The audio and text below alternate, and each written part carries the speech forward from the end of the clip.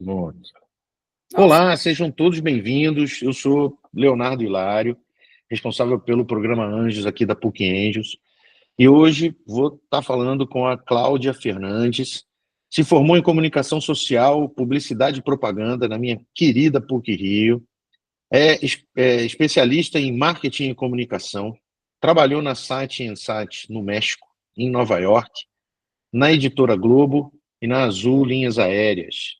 A frase de impacto: o conhecimento é o melhor caminho para o sucesso. Cláudia, é um prazer enorme estar falando contigo. A gente quase que não começa a gravar essa entrevista. Nosso papo antes aqui estava excelente. Queria te agradecer pela disponibilidade aí de embarcar nessa com a gente. Agradecer aí por ter entrado nesse barco com a gente. E, e já começo, né, termino essa introdução fazendo a primeira pergunta, que é conta um pouquinho do teu início de carreira, como que foi aquele início aqui. Eu já conversei contigo antes, já sei que é bem animado o papo, então conta pra gente como que foi lá começar na PUC Rio. olha, obrigada pela oportunidade. Eu acho que a PUC foi realmente um divisor de águas para mim. Eu sou carioca, eu tenho memórias incríveis da PUC e realmente foi um divisor de águas. Eu fiz o meu primeiro semestre na PUC e depois eu decidi que eu ia dar um time e iria viajar. Eu fui fazer intercâmbio, eu entrei o primeiro semestre da faculdade com 17 anos, nova. Então, eu sempre tive esse espírito desbravador. Eu achava, e naquela época, eu odeio usar esse termo naquela época, mas o mundo não existia tanta tecnologia como tem hoje. Então, a gente sempre vai falar naquela época, porque É, o mundo era assim, sem tanta tecnologia, mas nunca, e essa é um pouco da mensagem que eu passo, nunca nos proibiu ou nunca nos limitou de fazer o que a gente quisesse fazer. Não foi a falta é, de dinheiro, porque eu também nunca tive. O fato de estudar numa faculdade particular não quer dizer que eu tinha dinheiro. Eu me virava, minha tia pagava a faculdade, minha mãe era professora de UFRJ e a gente se virava. Mas, para mim, o valor do conhecimento, de poder estudar numa universidade que tinha grande valor, era o mais importante. Então, eu fui fazer intercâmbio, eu entrei na faculdade e voltei para o high school, que é o segundo grau nos Estados Unidos, para poder conhecer o mundo, aprender inglês. Quer dizer, eu já sabia inglês, eu estudava, mas não é a mesma coisa. Quando você vai morar lá, você melhora o seu inglês, não só melhorar o seu inglês, você abre as portas para o mundo. E foi ali, naquele momento, que eu abri as minhas portas para o mundo. Eu falei, nossa, tem um planeta muito maior. E olha que eu fui sair do Rio de Janeiro, uma cidade com 10 milhões de pessoas, fui morar no interior dos Estados Unidos, uma cidade de 6 mil habitantes. que Então, maravilha. foi um choque cultural, mas que isso foi o bacana. Então, o início da minha carreira começou ali, na realidade, entendendo que tudo é possível. E fui desbravando e comecei a fazer estágios. Eu entrei no primeiro programa de trainee da Souza Cruz. Nem existia programas de trainee, eram assim, sei lá, 1.000 candidatos, e era uma turma de, sei lá, 10 pessoas, 10 trainees. Eu falei, vamos embora, vamos participar. Eu não sei se hoje eu trabalharia numa empresa de tabaco, mas a gente está falando que a sua vida vai mudando, a tecnologia Exato. vai mudando, o seu mundo vai mudando, e essa que é a beleza. Você vai adquirindo conhecimento e você vai mudando, e você vai se adaptando, e você vai aprendendo. Então, o início da Exato. carreira foi muito isso. E eu descobri esse mundo, e depois que eu voltei do intercâmbio, terminei a faculdade, fiz estágio na TV Globo, na agência da TV Globo, fui trabalhar como consultora e decidi que eu queria fazer mestrado fora, só que não tinha dinheiro. Como sempre, falta de dinheiro, mas não impediu. E batalhei, juntei grana e fui fazer mestrado nos Estados Unidos, na University of Missouri School of Journalism, que é a primeira escola de comunicação do mundo. Coincidentemente, Maneiro. perto da onde eu fiz o high school. Está vendo a importância? Fui para uma cidade de 6 mil habitantes, descobri que era do lado da melhor universidade de comunicação dos Estados Unidos. Opa, arrumei um jeito de Exato. ir para lá, que não era fácil de passar. Fui fazer mestrado. E de lá eu engatei, fui trabalhar com promoções, dirigi caminhão, trabalhei com marcas como Coca-Cola, Fresca, que é uma marca americana, Powerade.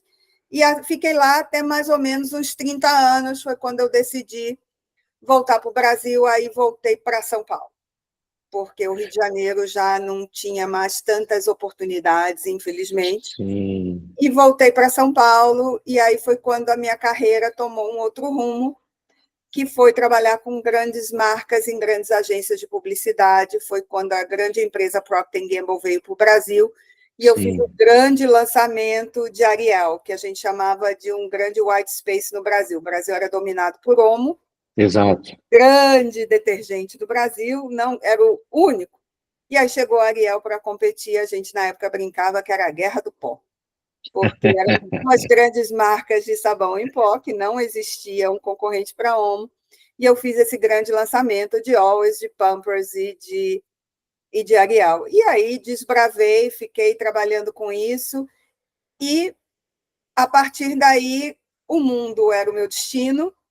Fui expatriada para o Chile, que Boa. comecei a minha carreira internacional por aí. Também trabalhando com clientes internacionais, desbravei e fui para o Chile. Fui para o Chile, foi incrível. Também trabalhando com marcas internacionais e aprendi espanhol, né? Porque Claro. de dizer que todo mundo fala espanhol, não fala. Cheguei lá Exatamente. com o meu portunhol de quinta e, de novo, eu falo muito do conhecimento, e eu falo que essa minha frase, que o conhecimento é o melhor caminho para o sucesso, exatamente por isso, porque o conhecimento é a forma que você tem de você alcançar o sucesso, entendeu? Não tem Sim. outra oportunidade senão o conhecimento, porque você é o conhecimento que faz com que você cresça. Uma coisa é você ter informação. Se você tem informação A, informação B, como é que você faz essa informação A e informação B conectar? Se não Exato. for o conhecimento. Não, e esse exemplo do espanhol é fantástico, porque assim, eu trabalhei numa empresa espanhola, e você vê os diferentes espanhóis que existem na América Latina, né? Nossa! E o Chile é um dos mais difíceis até. E assim, o portunhol, você se vira. Um portunhol, você se vira. Mas com 3 dias lá, você percebe que o portunhol não é espanhol. E aí é isso que eu acho interessante no conhecimento. É você entender que aquilo ali é o teu início, não tenha vergonha de ir com o teu portunhol e encarar isso daí, mas que uma vez que você chegue lá e escute, você fala, opa, agora eu estou entendendo a diferença do portunhol para o espanhol. Então eu vou aprender essas nuances para conseguir falar o espanhol direitinho. Mas eu queria voltar um pouco lá, que é muito importante para a gente entender o que te levou a fazer comunicação. Estou vendo que você é uma pessoa muito comunicativa, né? Mas quais foram as suas influências lá atrás? O que te levou para a PUC, sendo que você falou, a tua mãe era professora da UFRJ. Como é que foi essa decisão de ir para a PUC, de fazer comunicação? Quais foram as suas influências lá atrás? Olha, eu não vou dizer que foram influências astrológicas, porque eu sou geminiana. Então, dizem que todo geminiano tem a tendência da comunicação. Mas eu acho que tem uma questão do dom. Eu venho de uma família de livros e conhecimento. Na minha casa tinha uma biblioteca. Então, Legal. isso, meu pai, apesar de pouca escolaridade, meu pai lia Balzac no original em francês. Então, na minha casa sempre teve muitos livros, o conhecimento era parte da minha vida. Então, ler, gostar de leitura, gostar das palavras. Mas, independente disso, eu sempre gostei muito de escrever, de criatividade, eu sempre inventava coisas. E, desde a escola, eu adorava redação. Então, eu sempre inventei histórias e brincava com coisas diferentes. E quando eu tinha... Eu escrevi uma vez um livro, uma história, uma mini autobiografia, que era um pouco... misturando um pouco da criatividade com explorar o mundo. Hélio Costa, direto de Nova York. Era tudo que eu ouvia através da janelinha do Fantástico todo domingo. Eu falei, é isso que eu quero. Legal. Eu achava que eu ia ser jornalista. Um enviado especial para outro país, né? Eu acho, e eu começo o meu texto, Hélio Costa, de Nova York direto para o Fantástico, mesmo porque não tinha Sandra Passarinho e tal, não tinha tantas mulheres como referência. A minha referência é Hélio Costa direto para o Fantástico. E eu queria não, eu falei, é isso que eu quero. Eu devia ter uns 14 anos. Então, comunicação começou como eu querendo ser jornalista. E aí a coisa Legal. foi mudando e a criatividade foi entrando na minha vida. Eu adorava a redação, amava, era uma coisa que eu adorava escrever. E eu entrei na faculdade, na PUC, a gente fazia 2 anos de básico. E depois dos 2 anos, você decidia se queria fazer jornalismo ou publicidade. E eu comecei Entendi. a me encantar muito mais pela publicidade, da criatividade dos comerciais, da Sim. forma mais livre da publicidade, e eu me encantei, apesar de ter feito mestrado em jornalismo, com uma mistura de aulas de publicidade, business, eu fiz uma miscelânea completa, mais a base Conhecimento, a busca do conhecimento. conhecimento, né? Mas eu acho que é um pouco do meu dom, da minha característica. Eu sou muito comunicativa, eu gosto de comunicação oral, eu me expresso bem. Então, eu sempre demonstrei essa vontade de criatividade, eu sempre demonstrava em tudo que eu fazia. Então, eu acho que eu tive muita sorte, eu acho que isso é sorte, de ter encontrado o meu dom muito cedo. E aí eu Bom, fui buscar o intercâmbio fui eu que cavei. Eu cheguei para minha mãe aos 16 anos, ganhei uma bolsa. Ela, hã? Ganhei uma bolsa. A gente vai bem, ter que pagar um pouquinho aqui, mas eu ganhei uma bolsa. E era muito inspirada, Hélio Costa, direto de Nova York para o Fantástico. Como é que eu ia fazer para chegar lá? Eu não sei. aí E lá na frente, na minha vida, eu cheguei a Nova York. Então, legal. Eu ia te perguntar isso agora. aquilo para mim teve uma. E eu cheguei em Nova York no mesmo dia que a Apple lançou o iPhone. Mesmo dia. Então, quando eu vi aquelas filas na rua, falei, gente, eu estava no táxi, eu perguntei, falei, que te acha essas filas? O mesmo dia que a Apple lançou o iPhone. Eu falei, agora eu cheguei. Sabe quando você tem aquela realização de que você está pensando da Cláudia lá com 14 anos, com aquela televisãozinha ainda de seletor, e Sem assistindo o controle Fantástico remoto, à né? noite? Eu cheguei lá. Não como correspondente, mas sendo senior vice president numa das maiores agências de publicidade do mundo, Sim, trabalhando com imagino. publicidade. Então, o que me levou lá? O conhecimento. Se eu não Exato. sei, eu aprendo. Quando eu fui para o Chile, eu fui fazer curso de espanhol. Tem que Eu ser, não cheguei exato. lá só me desbravando no portunhol. Como é que eu ia chegar a um cliente no Chile, o Banco do Estado do Chile, falando um espanhol mequetrefe? É vergonhoso uma pessoa que era uma gerente geral de uma agência, que cuidava de todos os clientes da agência, você chegar lá falando nós vai, É, nós vem, nós vai, e nós vem. eles, e eles mesmo quando sabem inglês, não falam, preferem. Você fala em inglês, ele te responde Você em tem que ter espanhol, um né? respeito à língua local, né? Então, Exato, eu exato. fui estudar espanhol. Fui estudar espanhol. E Hum, aí, voltando ao Chile, eu voltei do Chile, fiz algo que muita gente na época não fazia. Quando eu voltei, eu decidi tirar 3 meses sabáticos, coisa que na época, em 2000, 2001, foi 2001. Sabático era uma coisa que ninguém Nem falava. existia essa palavra direito, Fui né? 3 meses viajando pela Europa, visitando meus amigos, viajando pela Europa. Aí depois veio o September 11th, né? Uhum. E aí eu fui fazer outras coisas. O que eu fui fazer?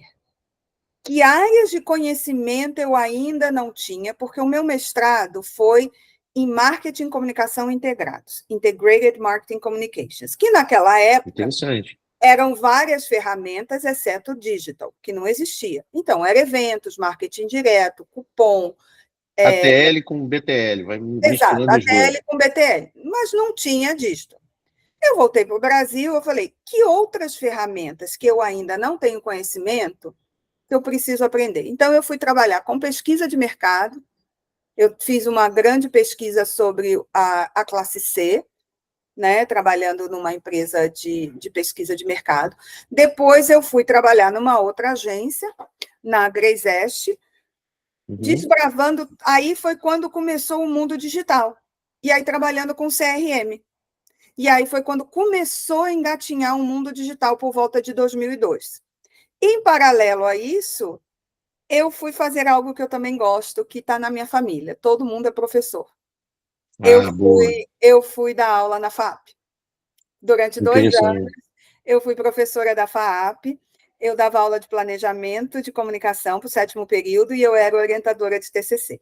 Então, a Legal. minha vocação é ensinar, eu gosto. Por isso que essa coisa da mentoria, eu acho que parte da nossa vida não é ficar com o nosso conhecimento, é a gente também poder transmitir aquilo que a gente aprende. A vida é uma passagem. Se eu ficar com essa passagem só para mim, né, é um pouco altruísmo, pode até ser, mas eu gosto, é genuíno. Então, eu voltei para o Brasil nesse período e fui dar aula na FAP.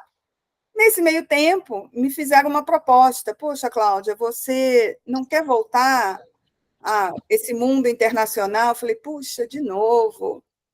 Né? Eu tenho minha mãe aqui, eu sou filha única e tal, eu gosto do Brasil. Aí me fizeram uma proposta de ir para o México. Porque como eu já falava espanhol, aí olha o Sim. conhecimento que te ajudou a construir a sua carreira. Dizem que isso é sorte, né? Mas não é sorte. Dizem que isso é Você sorte, foi, não é sorte. você foi trilhando. Eu fiz um networking de pessoas, de talentos, né? E conhecimento, e o seu trabalho. Sim. Porque não iam me chamar para ir para o México se não tivesse o talento e o conhecimento. Certo. E aí eu fui para o México. E aí foi Eu- a melhor experiência da minha vida, foi um dos países mais legais que eu trabalhei, das É muito pessoas. bom. Eu não gosto da comida, queria deixar isso bem claro, eu não como pimenta, então foi muito difícil.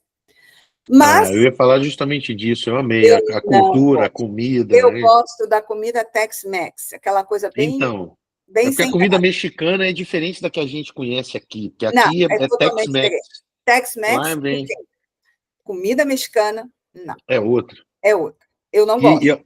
é interessante isso daí, porque o Cortella fala que conhecimento e afeto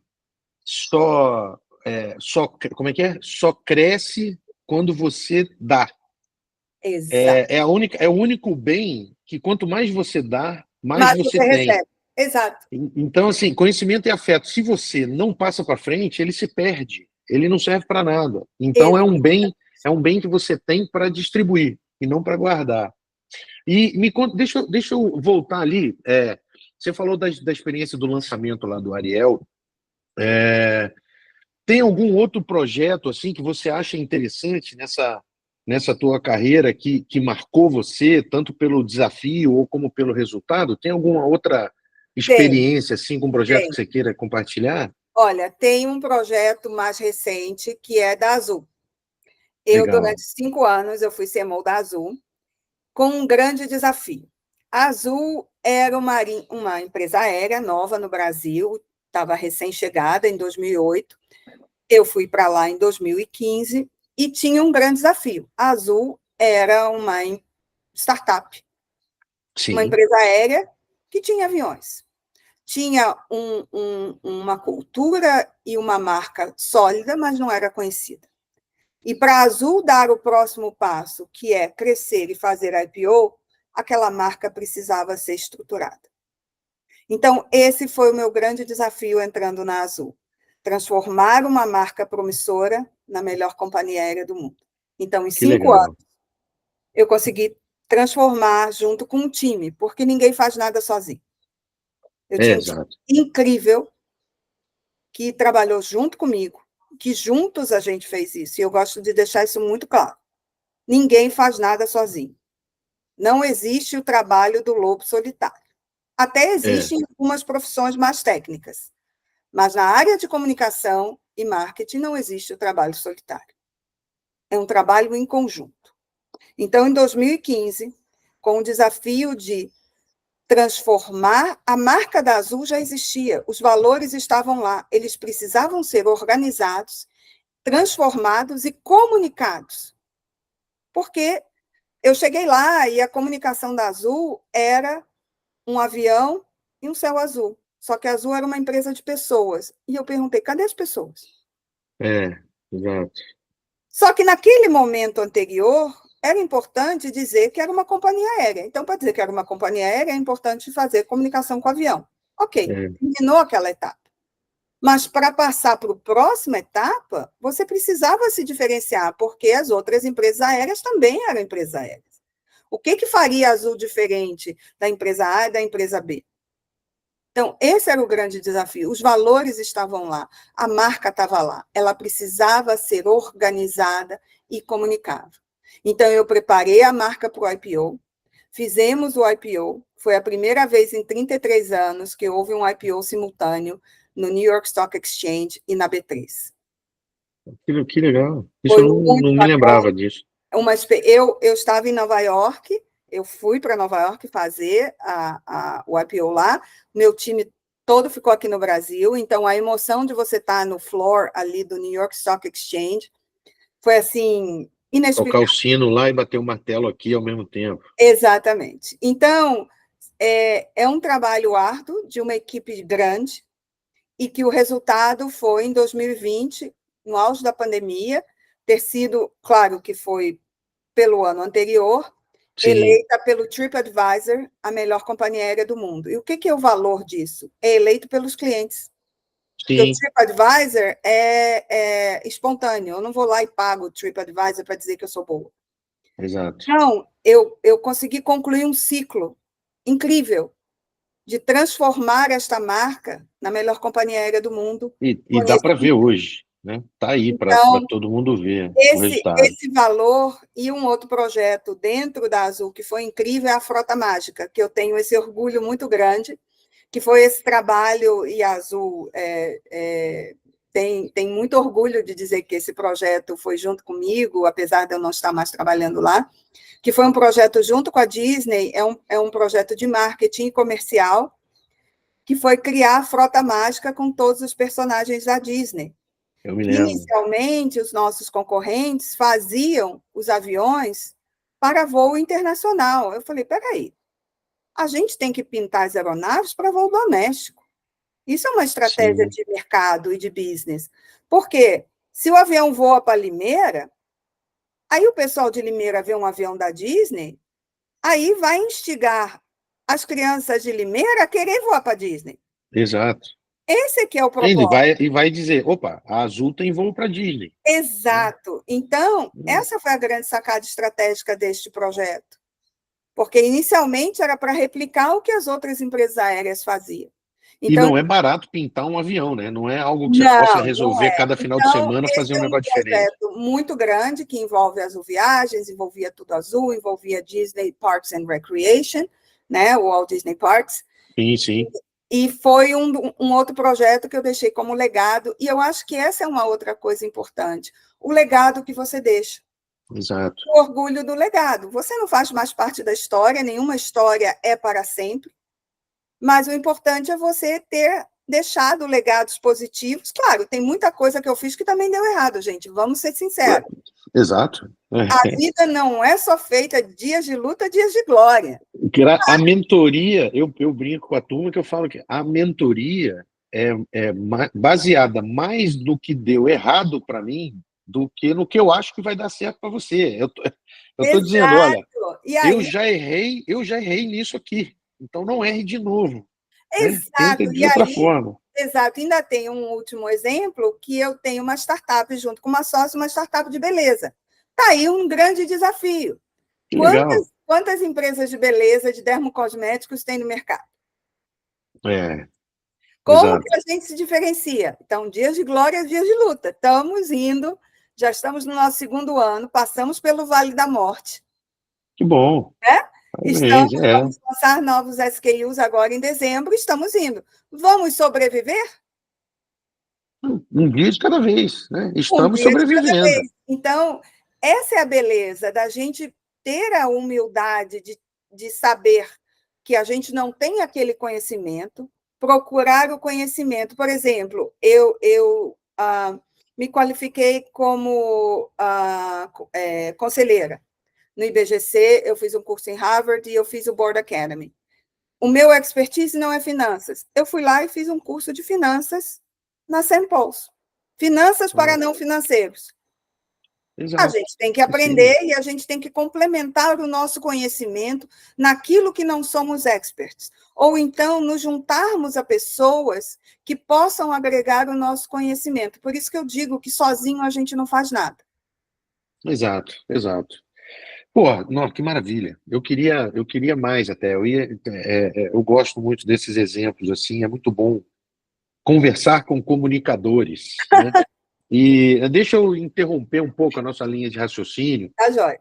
Eu preciso fazer essa pergunta, porque a PUC Angels, apesar de ser uma instituição sem fins lucrativos, voltada para o empreendedorismo e fomento a investimentos, startup, inovação e tudo mais, nós também somos, né, estamos em cima de um pilar importante, que é o pilar da educação.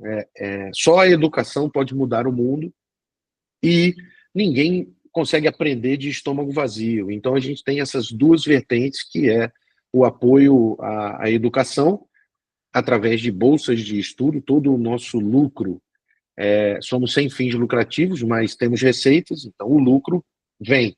Só que esse lucro já é direcionado para bolsas de estudo ou cestas básicas para o combate à fome. Então, a tua frase de impacto já responde um pouco essa pergunta, mas conta para gente um pouco como que você vê essa, essas duas máximas de que a educação pode mudar o mundo e ninguém consegue aprender com fome, né? E o combate à educação. Como eu te falei, eu venho de uma família de educadores. A minha mãe batalhou muito para ser doutora em literatura pela FRJ, e ela sempre trabalhou preocupada em transformar através da educação. Minha mãe fazia projetos na Favela da Maré, minha mãe trabalhou com a Ruth Cardoso no Alfabetização Solidária pelo Brasil, e justamente por isso, porque se você tem educação, você consegue se transformar e o seu prato nunca vai ficar vazio. Seu prato nunca vai ficar vazio de informação, porque essa informação vai conseguir que você tenha o seu sustento. A informação se transforma você num ser pensante. E um ser pensante, você consegue ter o discernimento e você consegue ter a capacidade de produzir o seu próprio sustento. E você não ser um ser de manobra de nada. Então, eu acredito muito, de novo, no conhecimento.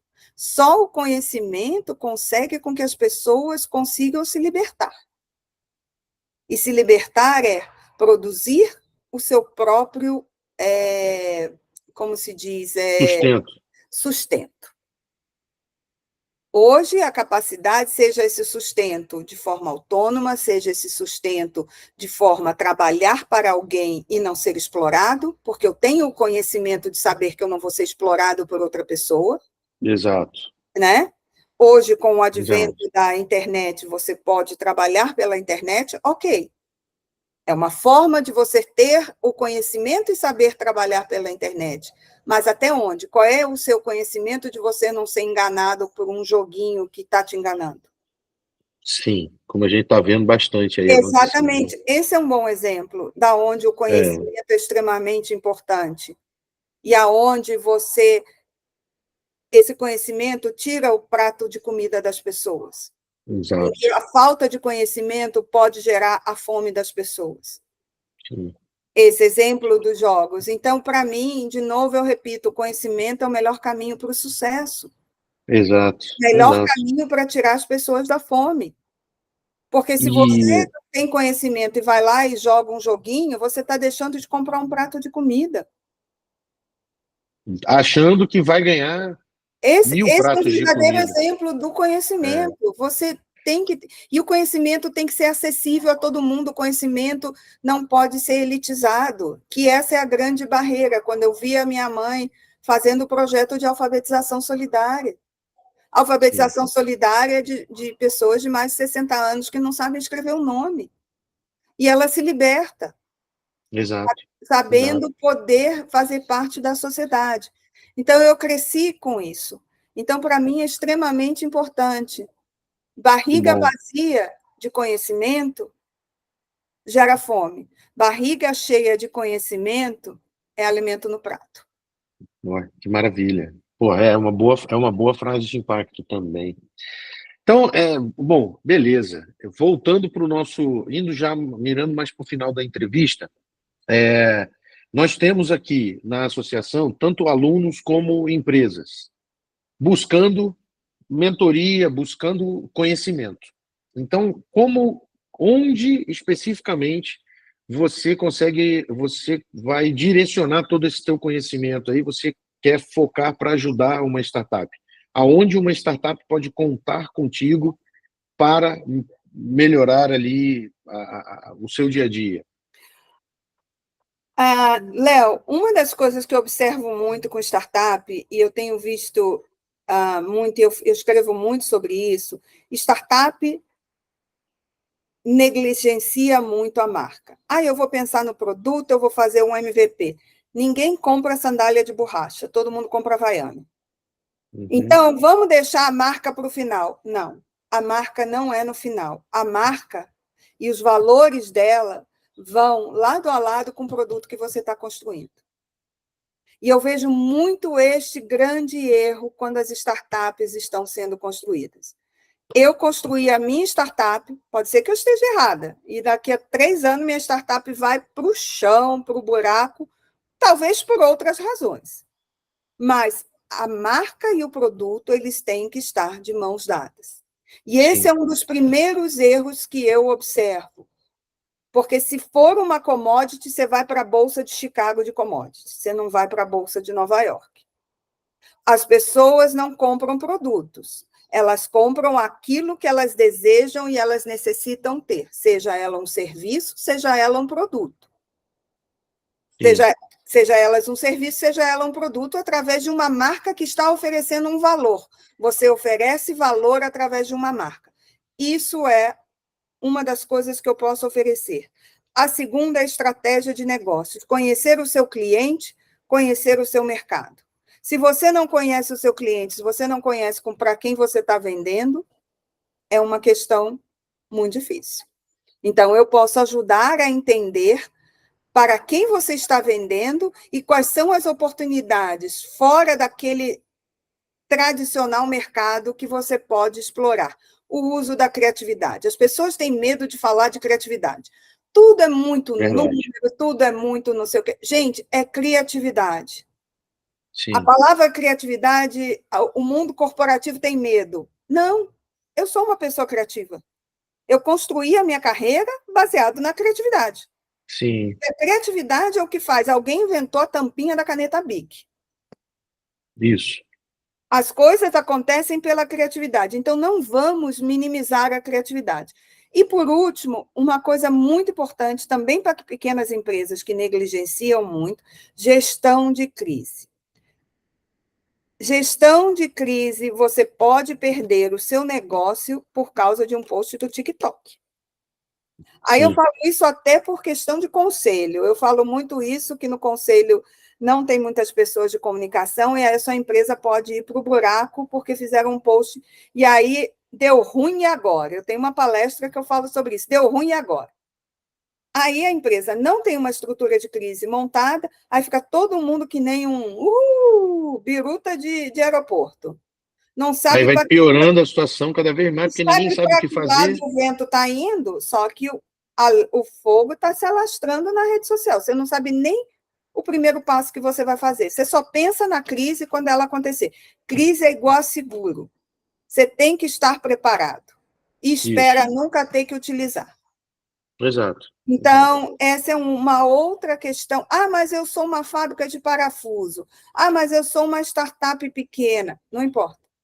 Você tem que ter pelo menos 1, 2, 3 passos prontos e preparados se der ruim. Exato. Então, esse é um outro momento. Recentemente, uma startup de educação teve uma grande crise. Estavam preparados? Não. Claramente não estavam preparados. Então, não pense que crise é pequena empresa, grande empresa, startup. tem que estar preparado. Então, Todo são mundo. essas 3 áreas que eu posso contribuir bastante, e perifericamente você analisa o negócio como um todo, mas essas são as áreas que eu Sim, considero mais importantes. fantástico. Cláudia, mais uma vez, muito obrigado. Quero te agradecer aí pelo papo incrível, pelo Foi um tempo, pela prazer. disponibilidade. Ficaríamos horas aqui E, batendo pô, papo. com certeza. E, bom, quero deixar aqui o agradecimento de todo mundo. Te dou aí mais 1 minuto de considerações finais e espero encontrá-la muito mais vezes por aí. Gente, é uma honra poder participar da PUC Angels e, obviamente, é perto do meu coração por ter estudado na PUC. A PUC foi, como eu comentei inicialmente, foi um grande divisor de águas para mim, né? Obviamente, porque a gente teve 18 anos e, sabe, foi a época da minha faculdade super importante, momentos de grande decisão na minha vida. Então, poder contribuir estrategicamente para startups, para momentos assim, vai ser espero poder contribuir para vocês. Eu estou aqui de mangas arregaçadas e vamos conversar. Maravilha. Muito obrigado e até mais. Até a próxima. Até, Tchau, joia. tchau. Obrigada.